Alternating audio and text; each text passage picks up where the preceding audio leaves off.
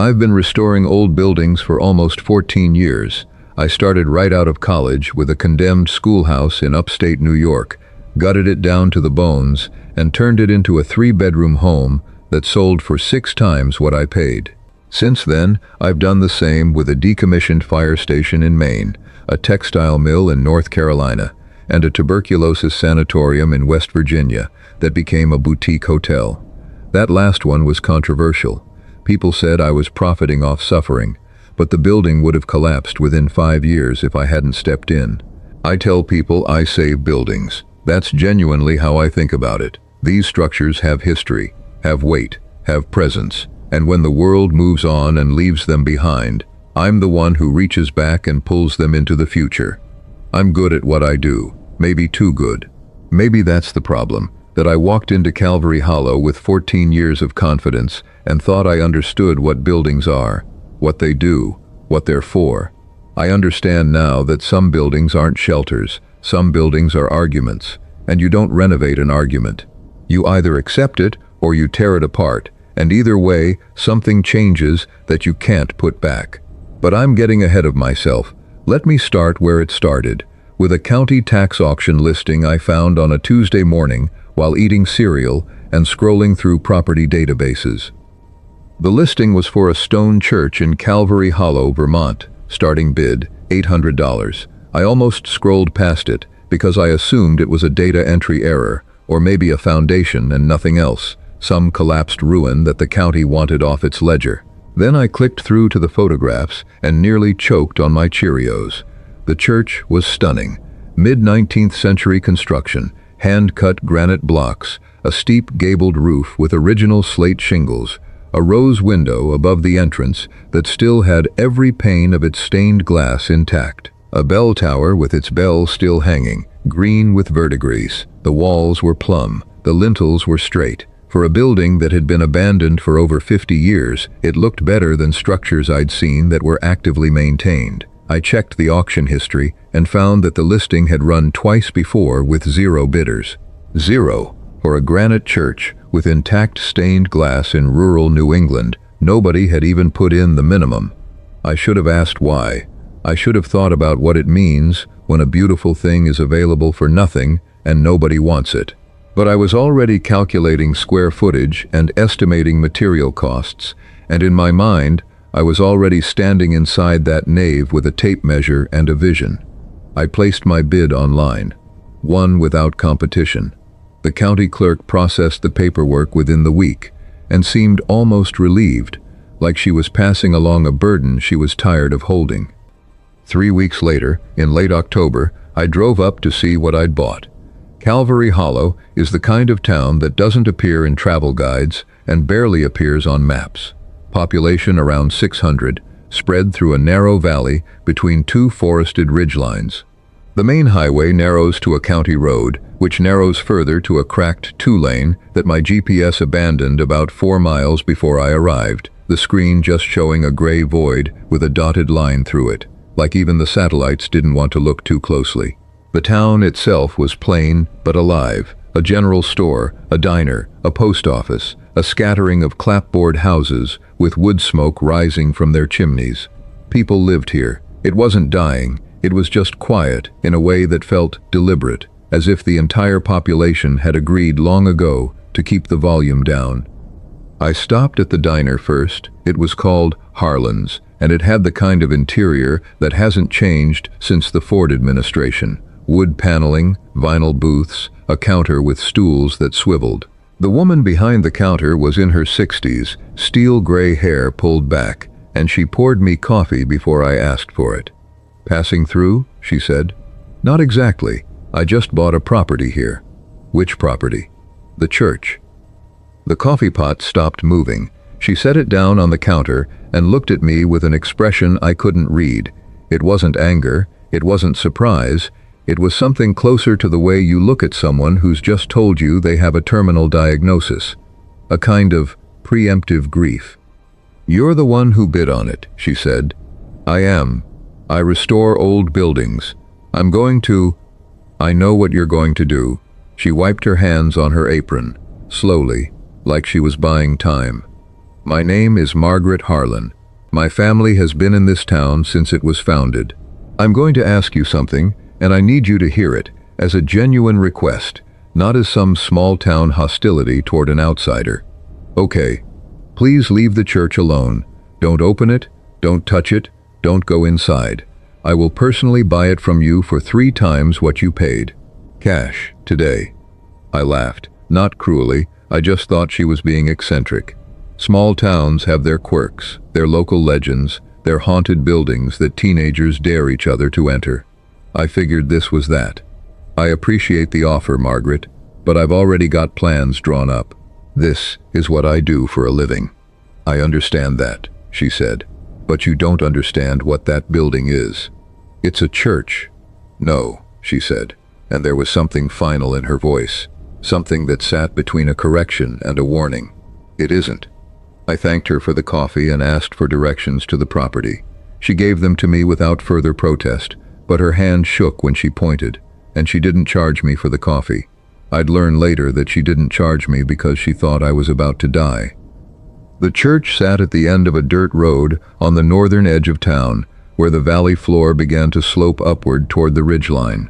The property was about 2 acres, bordered by a low stone wall that was mostly hidden under 50 years of leaf litter and creeping vines. Beyond the wall, the forest pressed close, old-growth hardwoods with trunks too thick to wrap your arms around, their bare branches interlocking overhead like the ribcage of something enormous. And there it was. I'd seen the photographs, but they hadn't prepared me. The church was beautiful in a way that went beyond architecture. It was almost organic. The granite blocks were cut from local stone, a dark gray veined with white quartz, and they seemed to grow out of the hillside rather than sit upon it. The rose window caught the late afternoon light and threw faint colors across the overgrown yard. Blue, amber, a deep arterial red. The bell tower rose about 60 feet, straight and true, not a single stone out of place. The front doors were solid oak, blackened with age but still hanging perfectly on their iron hinges. I walked the perimeter first, as I always do, checked the foundation, the mortar joints, the drainage. Everything was sound, better than sound. It was immaculate. I've worked on buildings half this age that were in worse condition. The granite showed no spalling, no frost damage, no settlement cracks. The mortar was tight. The roof hadn't lost a single slate tile that I could see. 50 years abandoned, and the building looked like it had been maintained yesterday. That should have been my first real warning. Buildings don't do that. Buildings are in a constant state of decay. Moisture gets in, frost expands the cracks, roots probe the foundation, gravity pulls everything downward. Entropy is relentless, and it is patient, and it always wins. Except, apparently, here. I unlocked the front doors with the key the county clerk had mailed me, an old iron skeleton key that turned with surprising ease, and stepped inside. The nave was long and narrow, maybe 80 feet from entrance to altar, with rows of dark wooden pews still standing in perfect alignment. The ceiling was barrel vaulted, supported by exposed timber beams that had darkened to nearly black over the decades. Dust hung in the air, caught in the colored light from the windows, and the silence was the kind of silence that has texture, thick, almost pressurized, like the air inside hadn't moved in years and resented the intrusion. It smelled like stone and old wood and something else, something I couldn't identify. Not decay, not mold, something mineral and clean, like the air after a lightning strike. Ozone, almost. I wrote it off as the granite outgassing or some quirk of ventilation. I spent the rest of that afternoon doing my initial assessment. I measured, I photographed, I cataloged, and I noticed things. The floor plan was wrong. Not damaged, not deteriorated, wrong. As in, it didn't conform to any standard church layout I'd ever encountered. I've restored 4 churches in my career. I know the conventions: nave, transept, chancel, apse. The orientation is typically east-west, with the altar at the eastern end. This church was oriented north-south, which was unusual but not unheard of. What was stranger was the asymmetry. The nave wasn't centered on the entrance. It was offset to the left by about 18 inches. The two rows of pews weren't parallel. They converged slightly toward the altar, which itself was positioned not against the back wall, but about 7 feet forward from it, leaving a gap that served no liturgical purpose I could identify.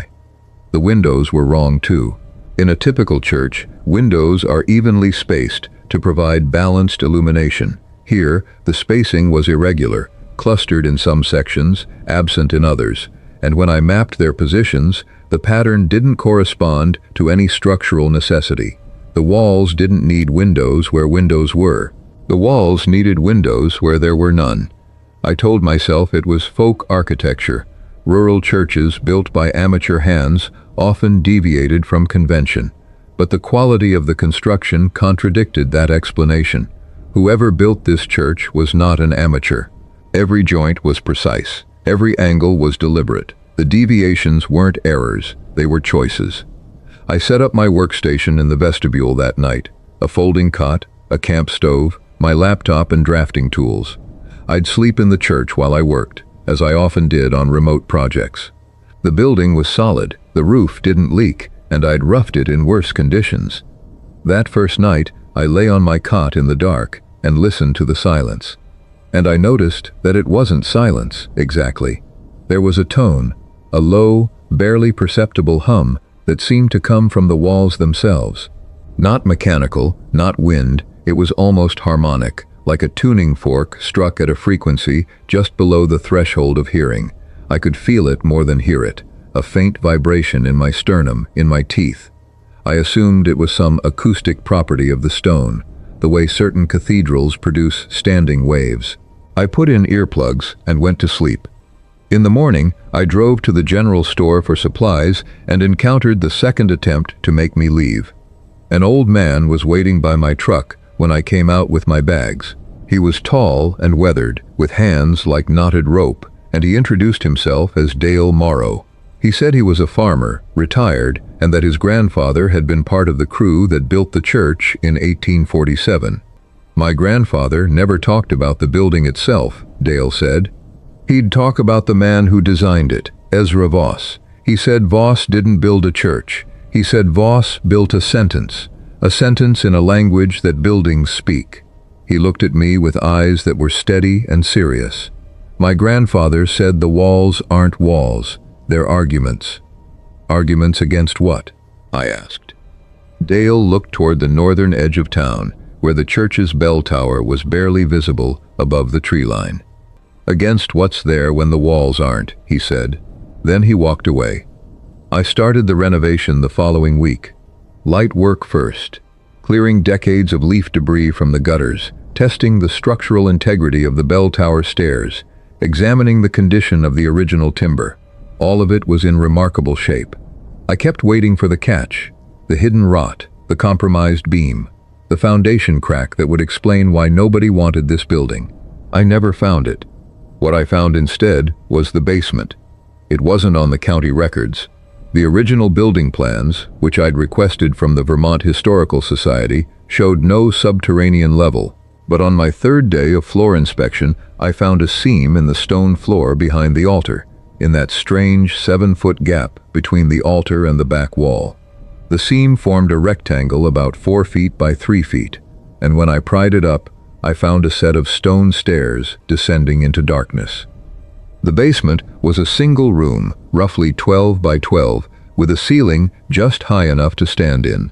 The walls were the same hand-cut granite as the rest of the church, and every inch of them, every single inch, was covered in carvings. Not decorative carvings, not religious iconography, mathematics. I stood there with my flashlight sweeping across the walls, and I saw equations, geometric diagrams, proofs laid out in a notation I partially recognized from my architecture courses.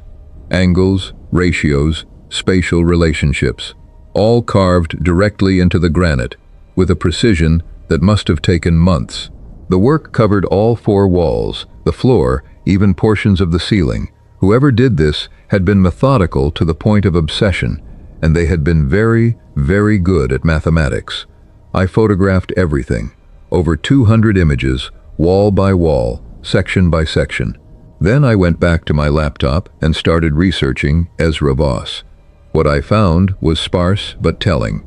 Ezra Voss had been a professor of mathematics at Harvard from 1838 to 1845, specializing in what was then called analysis cetus, the early form of topology, the study of spatial properties that persist under continuous deformation. He published 3 papers that were considered brilliant but increasingly eccentric, the last of which, titled On the Geometric Conditions Necessary for the Persistence of Bounded Space, was rejected by every journal he submitted it to. His colleagues described it as a work of genius in service of an impossible premise. In 1845, he resigned his position, sold everything he owned, and moved to Vermont to, in his own words recorded in a letter to a colleague, build the proof they wouldn't publish. He founded Calvary Hollow. He designed and oversaw the construction of the church, and then, according to the town's sparse historical records, he disappeared in 1851, 4 years after the church was completed. No grave, no death record, no forwarding address. He simply stopped appearing in any document, as if he'd been erased. I went back to the basement and looked at the carvings with new eyes. These weren't decorations or prayers or folk art. These were the proofs from his unpublished paper. The church wasn't built to house a congregation. It was built to embody a mathematical argument, a geometric proof rendered in stone, wood, and glass. A proof of what? I sent the photographs to a friend from college, Nadia Chen, who'd gone on to get her doctorate in mathematics and now taught topology at MIT. I told her I'd found them in an old building and asked if she could make sense of the notation. She called me back that same evening. Her voice had a quality I'd never heard from her before, a kind of controlled breathlessness, the way someone sounds when they're trying not to shout. "Where did you find this?" she said. "An old church in Vermont. Why?" "This is topological work, advanced, incredibly advanced, especially for the 1840s. Whoever did this was working with concepts that wouldn't be formally developed for another century. They were ahead of Poincaré by 50 years. She paused. "The proof is defining the spatial properties of a bounded region. It's establishing, mathematically, rigorously, that the space enclosed by a specific geometric structure is stable, internally consistent, real." "What do you mean, real?" "I mean the proof is asserting that the interior of this structure satisfies the conditions necessary for space to behave the way we expect space to behave. Distances are consistent, angles sum correctly, parallel lines don't converge. The proof is basically saying, inside these walls, Euclidean geometry holds. Doesn't Euclidean geometry hold everywhere?" The silence on her end lasted too long. "Nadia? On a local scale, for practical purposes, yes. But this proof isn't written as a general statement. It's written as a local correction. It's asserting that the space inside the structure is Euclidean specifically because the structure is forcing it to be. The implication is that without the structure," she trailed off. "Without the structure, what? Without the structure, the space wouldn't be. The proof's boundary conditions assume a surrounding region that is geometrically unstable. The church, the building, isn't a shelter. It's a corrective. It's imposing mathematical order on a region of space that, according to this proof, doesn't naturally have any." I thanked her and hung up and sat in the nave for a long time, listening to the hum in the walls. I should have stopped. I want to be clear about that. This is the part of the story where, looking back, I can see the exit ramp I didn't take. But I want you to understand my reasoning, even if it was wrong. I was a rational man with 14 years of experience working with physical structures. I believed in load-bearing walls and compressive strength and the coefficient of thermal expansion. I believed in the material world, and a mathematical proof carved into a basement wall, however impressive, was not going to convince me that reality itself depended on an old church in Vermont, staying exactly as it was. I continued the renovation. The first thing I noticed was the measuring problem. I measure constantly during a restoration. It's the foundation of everything I do. You measure a space before you touch it, you measure during demolition, You measure before framing, you measure after framing. Measurement is truth. Measurement is how you know what's real. On a Monday morning, I measured the nave. Entrance to altar wall, 78 feet, 4 inches. I wrote it down. On Tuesday, I measured again as part of my framing assessment, 78 feet, 9 inches. A 5-inch discrepancy. I assumed I'd made an error. Maybe I hadn't pulled the tape taut. Maybe I'd measured to a slightly different point on the wall. I measured again, carefully, heel of the tape flush against the entrance threshold, tip touching the altar wall, 78 feet, 11 inches. I measured 6 more times that day. I got 6 different numbers. The smallest was 78 feet, 2 inches. The largest was 79 feet, 3 inches. A 13-inch range of variation in a space made of granite blocks that could not physically be changing dimension. I checked my tape measure against a known standard, a 4-foot level that I trust absolutely. The tape was accurate. The level was accurate. The church was not. I told myself it was temperature variation, expansion and contraction in the stone. I told myself that old buildings settle and shift and play tricks with sightlines. I told myself a lot of things. Then I removed a section of the floor. It was in the nave, near the midpoint, a 4-foot square of the original wide plank flooring that I pulled up to inspect the subfloor and foundation. The planks were in perfect condition, which I'd come to expect, but I needed to verify the joists underneath. I pulled them up, stacked them against the wall, examined the joists, old-growth oak, solid as iron, and went to bed. In the morning, the floor was intact. Not repaired, not patched. The planks I'd removed were back in place, fitting seamlessly into the floor as if they'd never been touched. I checked the wall where I'd stacked the removed boards. They were gone.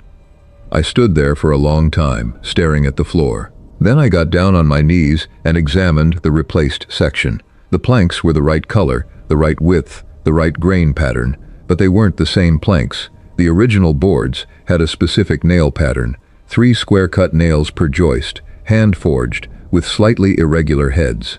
These new boards were fastened with nails that were almost identical, but too uniform, too regular, as if something had studied the originals and produced a facsimile that was slightly too perfect. The floor had healed. The building had closed the wound I'd opened. I ripped the boards up again. This time I took them outside and locked them in my truck. The next morning, the floor was whole again. The boards in my truck were gone. In their place on the truck bed was a fine gray dust that smelled like ozone. I'd like to tell you that this was when I stopped. It wasn't. What I did was call Nadia again. If the proof in the basement defines the conditions for stable space inside the structure, I said, what would happen if I changed the structure? You'd be introducing errors into the proof, variables that don't satisfy the equations. And the proof would weaken. The more you change, the more errors accumulate, and at some point, the proof wouldn't hold. The assertion that the interior space is Euclidean would fail. She paused. Why? What would that look like? Practically. I'm a mathematician, not a physicist. But if the proof is doing what it claims to be doing, if the structure is genuinely imposing geometric order on an otherwise unstable region, then compromising the proof would mean the space starts to revert. Distances would become inconsistent. Angles would stop summing to the expected values. The space would become wrong, non-Euclidean in unpredictable, localized ways. That's already happening, I said, and told her about the measurements. She was quiet for a long time. Stop working on the building. I need to understand what. Stop working on the building. You are describing spatial instability consistent with a failure of local geometric constraints. If this is real, and I'm not saying it is, but if it is, then every change you make is degrading the only thing that's keeping that space functional. You need to stop, and you need to leave. I didn't stop, I didn't leave. I want to say it was stubbornness or professional pride, but the truth is worse than that. The truth is that the building fascinated me. I'd spent my entire career understanding structures, and here was a structure that defied everything I knew. I couldn't walk away from it, any more than Ezra Voss could walk away from his proof. We were the same kind of person, Voss and I. I understand that now, the kind of person who sees an impossible problem and interprets it as a personal invitation. Over the next 2 weeks, I continued working, and the anomalies continued escalating, but not in the way you might expect. It wasn't a crescendo, it was more like a loss of resolution, the way a photograph looks when you reduce its quality. Everything still recognizable, but softer, less defined, less certain. I replaced a compromised beam in the ceiling near the altar. That evening, sound stopped working properly in that part of the nave. Not silence. The sounds were there, but they arrived wrong. I dropped a screwdriver and heard the clatter a full second after it hit the ground. I spoke, and my voice reached my own ears with a delay, like a bad phone connection. Sound was still traveling through the space, but the space was no longer certain how far things were from each other, so the timing was wrong. I removed the stained glass from the south wall to repair a cracked leading. The next day, the view through the empty window frame didn't match the view from outside. From outside, the window faced the tree line, about 30 yards away. From inside, looking through the same opening, the tree line was at least 200 yards distant, and the light falling through was coming from the wrong angle, as if the sun were in a different position than it should have been. I reinstalled the glass. The discrepancy persisted. I reinforced the bell tower stairs and replaced 3 rotted treads. Afterward, the tower was taller. Not by much, maybe 2 feet. But I'd measured it on my first day, and I had the number in my notes, and it was different now. The tower had grown, or the space it occupied had stretched, or the relationship between the ground and the top of the tower had become a matter of opinion rather than fact. And it was spreading. I noticed it first when I walked into town for groceries. The walk from the church to the general store was about half a mile. I'd clocked it, but one afternoon it took me 25 minutes instead of the usual 10. I wasn't walking slowly. The road wasn't longer, but the distance seemed to pulse, as if the space between 2 points had become elastic, stretching and contracting like a breath. I started timing my walks. The duration was different every time. 7 minutes, 19 minutes, 12 minutes, once, inexplicably, 3 minutes, as if the space had briefly compressed to almost nothing. Townspeople were noticing too. Margaret Harlan came to see me on a cold November evening, standing outside the church because she wouldn't cross the threshold. She looked 10 years older than when I'd met her. "My kitchen is in the wrong place," she said. "What do you mean?" "My kitchen window used to face east. Now it faces northeast. The sun hits it at the wrong time. I've lived in that house for 43 years. I know where my kitchen window faces." "Houses don't rotate, Margaret." "No," she said, "they don't.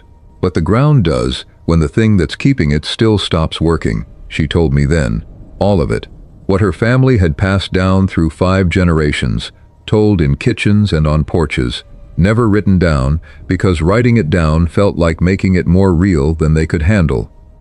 Ezra Voss came to this valley in 1845 because he'd calculated that it was here, at these specific coordinates, in this specific topology of hills and hollows, that the boundary between geometric stability and instability was thinnest.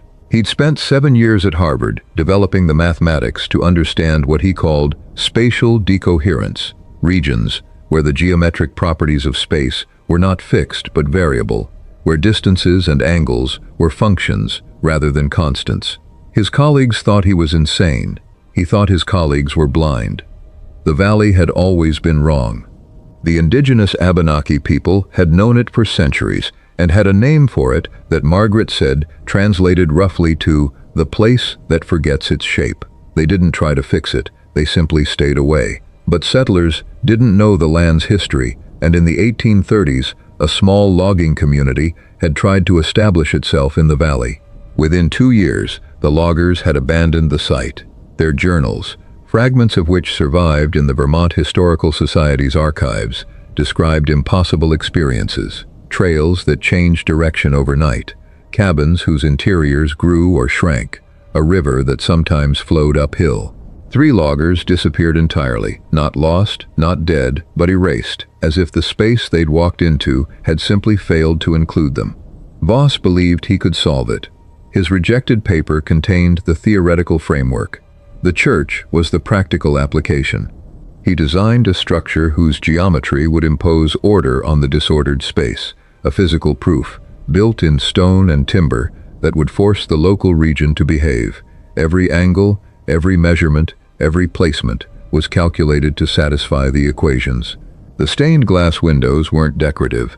Their positions determined the optical properties of the interior, ensuring that light behaved consistently. The asymmetric floor plan wasn't an error. It was a compensating offset for a specific directional instability in the underlying space. The hum in the walls was the resonant frequency of the stone, tuned by Voss's precise material specifications to produce a standing wave that reinforced spatial coherence. The church was a machine for making reality work. And for over 170 years, it had worked. The congregation that met there every Sunday wasn't worshiping, or rather, their worship was secondary to their real function, which was maintenance. Their presence, their ritual movement through the space, their songs and footsteps and breathing, all of it was part of the proof, human variables in an equation that required periodic reinforcement. When the last of the original family's descendants left or died, and the congregation dissolved in the early 1970s, the town collectively decided to leave the church untouched. A static proof, Nadia had said. A static proof is still valid. Only changes introduce errors. And then I came along with my tape measure and my vision and my 14 years of certainty about what buildings are, and I started introducing errors. "How bad is it?" I asked Margaret. "Dale Morrow's barn is 60 feet from where it was last month," she said. "The road to the highway is different every day. My neighbor Ellen walked to the post office last Tuesday and ended up at the reservoir, which is 3 miles in the opposite direction. She said the road just took her there. She said she walked in a straight line, and the straight line curved." "Has anyone been hurt?" Margaret's face did something complicated. "Not yet, but in the old stories, the ones from before Voss, from the loggers and before, people didn't just get lost. They came apart.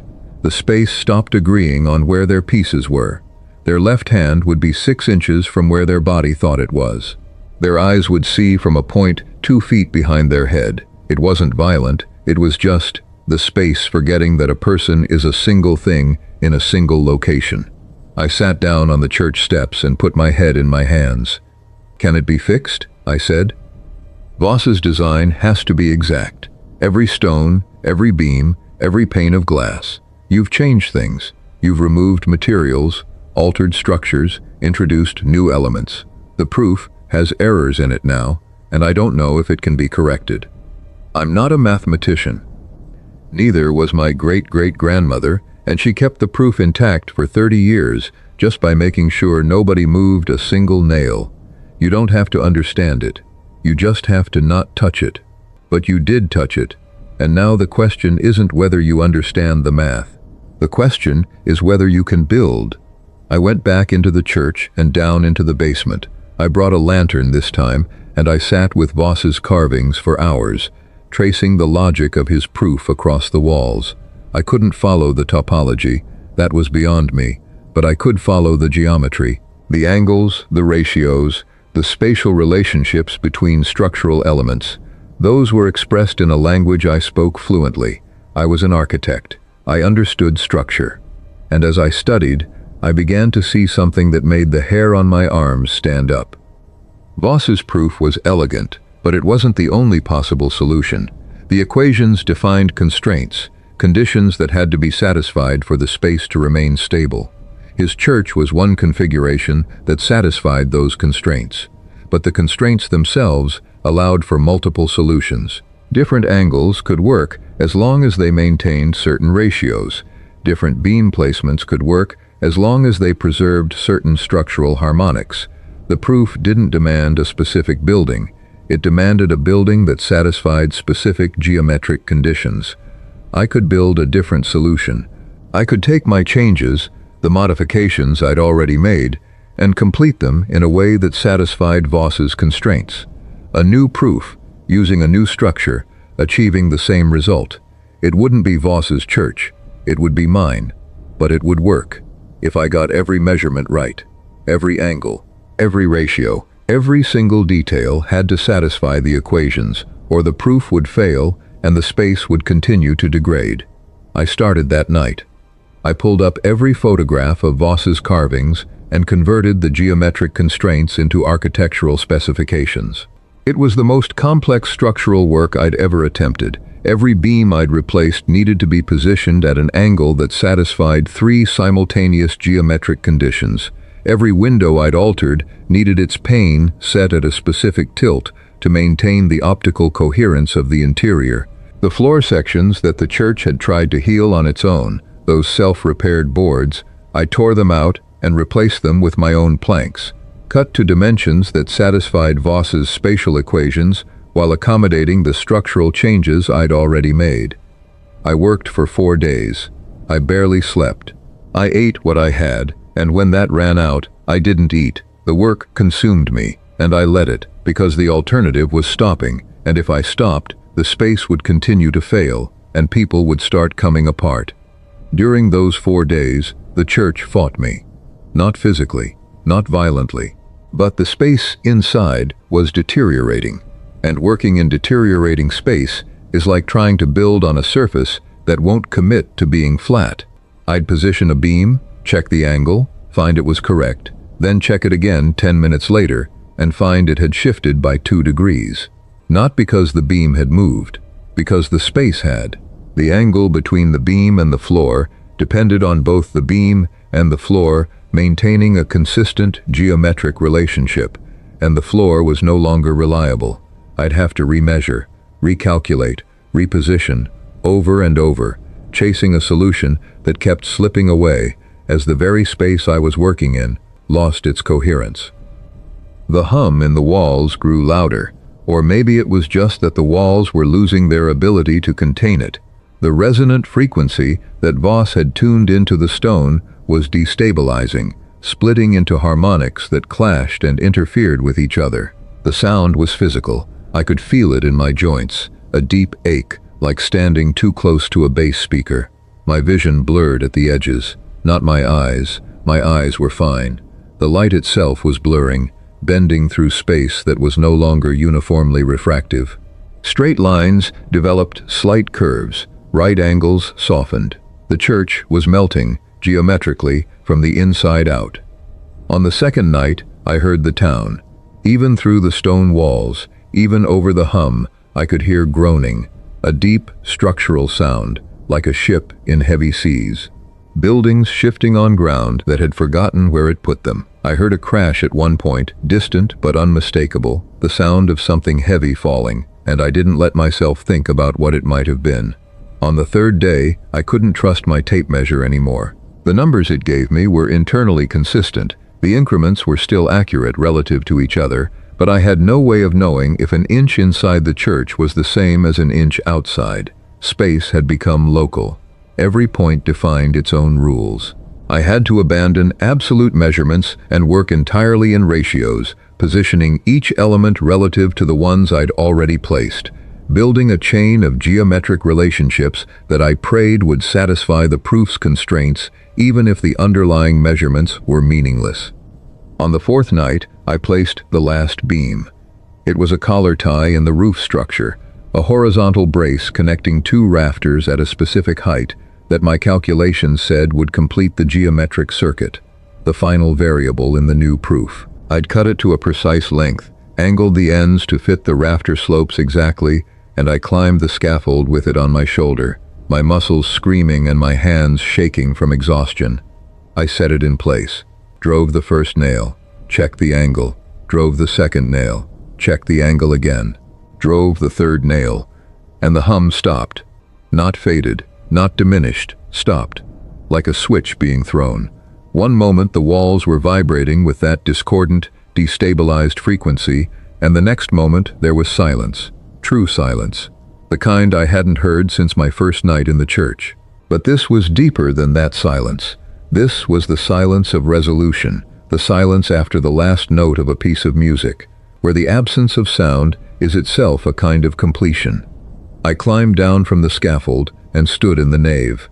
I took out my tape measure. Entrance to altar wall, 79 feet, 1 inch. I measured again, 79 feet, 1 inch. Again, 79 feet, 1 inch. The same number, 3 times. Consistent. The church had a new geometry. Different from Voss's. The nave was slightly longer, the roof line slightly steeper, the windows at new angles that caught the light differently. But the space was stable. The proof held.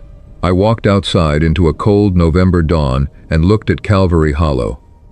The town was a mess. Margaret Harlan's house was intact, but rotated about 15 degrees from its original orientation, her front porch now facing the side yard. Dale Morrow's barn had migrated across his property and come to rest against a stand of birch trees, leaning but not collapsed. The main road through town had developed a pronounced S-curve that hadn't been there before, bending around obstacles that no longer existed, as if the road remembered a version of the landscape that had shifted during the crisis and then frozen in place when the proof reasserted itself. A utility pole had tilted 30 degrees and its wires hung slack. The general store's front wall had a crack running from foundation to roofline. But everything was still. The ground was firm. The air was cold and clean, and the distances between things were fixed and reliable and real. Margaret was standing in her yard, wrapped in a heavy coat, looking at her house with an expression of exhausted relief. She saw me coming and nodded. "It stopped," she said. "I know. I finished. It's different now. The church. I can feel it. It's the same kind of presence, but different, like a different voice saying the same word." "That's about right. I couldn't rebuild Voss's proof, so I wrote a new one." She looked at me for a long time. "You should rest," she said. "You look like hell." I slept for 16 hours on my cot in the vestibule. When I woke, I walked every inch of the church, measuring, verifying, confirming. The numbers held. The space was stable. The proof was valid. My proof. I stayed in Calvary Hollow for another week, helping with the aftermath. Helping Dale shore up his barn. Helping patch the crack in the general store. Mundane work. Physical work. Work that followed the normal rules of the normal world. It felt like a sacrament. On my last day, I signed the deed to the church over to the town. I gave it to Margaret with one condition written into the transfer. The structure could never be altered, modified, renovated, or changed in any way without the written approval of a structural engineer who had reviewed and understood the geometric specifications I left in a sealed envelope with the deed. I'd written out my proof, not in Voss's carved notation, but in modern architectural language, with every measurement, every angle, every ratio documented precisely enough that someone, someday, if the building were ever damaged, might be able to repair it correctly. Margaret took the deed and the envelope and held them like they were sacred texts, which I suppose they were. "Thank you," she said. "Don't thank me. I nearly destroyed your town. You also saved it. That's how this works." Voss nearly destroyed it too before he built the correction. The breaking and the fixing are part of the same thing. I drove out of Calvary Hollow on a Thursday morning. The road was stable, the distances were correct. My GPS reacquired the route and guided me back to the highway without incident. I watched the town shrink in my rearview mirror and then disappear behind a curve, and I felt something loosen in my chest that I hadn't known was tight. I went home to my apartment in Burlington. I showered. I ate a real meal. I slept in a real bed. And for 3 weeks, I did not think about Calvary Hollow or Ezra Voss or the geometry of bounded space. I took on a small project, a carriage house conversion in Montpelier, and lost myself in normal work, normal measurements, normal buildings that stayed the size they were. Then the package arrived. It came on a Tuesday, in a manila envelope with no return address. The postmark was smudged beyond legibility. Inside was a single sheet of paper, old paper, heavy stock, slightly yellowed, the kind that hadn't been manufactured in 100 years. On it, drawn in ink that had faded to a dark brown, was an architectural floor plan of my apartment.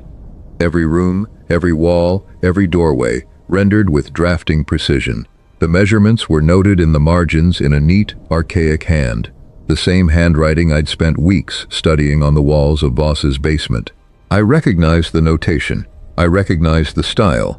I recognized the particular way the 7s were crossed and the 4s were left open. The floor plan was perfect. Whoever drew it had been inside my apartment and measured every surface. The dimensions matched my own records exactly, down to the 1/4 inch, except in 3 places. 3 measurements were circled in red ink. My bedroom wall, noted as 6 feet, 10 inches on the plan. I'd measured it myself at 6 feet, 10 1/4 inches during my move-in inspection. The bathroom door frame, noted as 30 inches wide, I'd measured it at 30 1/8. The kitchen ceiling, noted as 8 feet, 1 inch. My record said 8 feet, 1 1/2. 1/4 inch discrepancies, 1/8 inch discrepancies, 1/2 inch discrepancies. So small they were meaningless in construction terms. So small no one would ever notice them. So small they couldn't possibly matter. But next to each circled measurement, in that same archaic hand, in that same faded brown ink, was a single word: error. I put the paper down. I picked up my tape measure. I walked to my bedroom wall and measured it. 6 feet, 10 inches. Not 10 1/4, as I'd recorded 18 months ago. 10 inches exactly. I measured the bathroom door frame. 30 inches. Not 30 1/8. 30 exactly. The measurements had changed.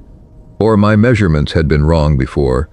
Or the paper was right and my apartment had errors in it, and the errors were being corrected by something that understood the geometry of the space I lived in better than I did. Something that had once been Ezra Voss, or had consumed Ezra Voss, or had been what Ezra Voss was building his proofs against all along. I put down the tape measure. I locked my apartment door. I sat on my couch and I looked at the walls around me and I tried to feel them, tried to sense the hum, the vibration, the harmonic tone of stone and wood and plaster doing the work of holding space together. I couldn't feel anything.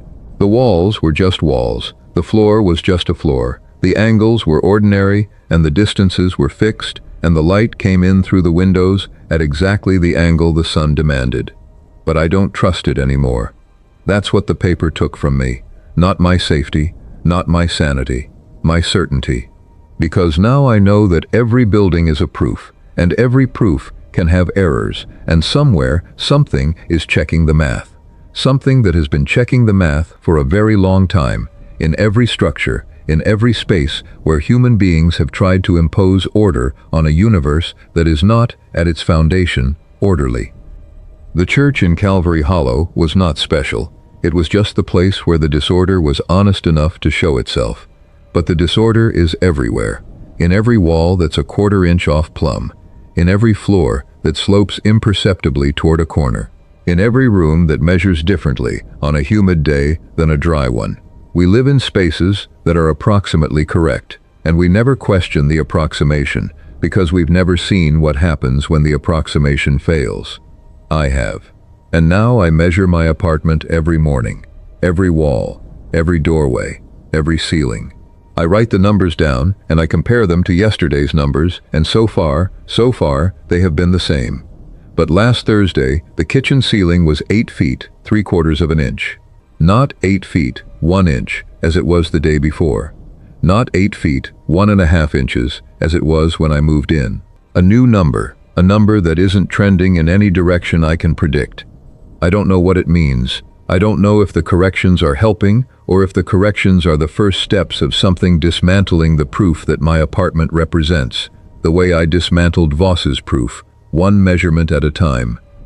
I just know that I measure every morning, and every morning, so far, the walls are still where I expect them to be.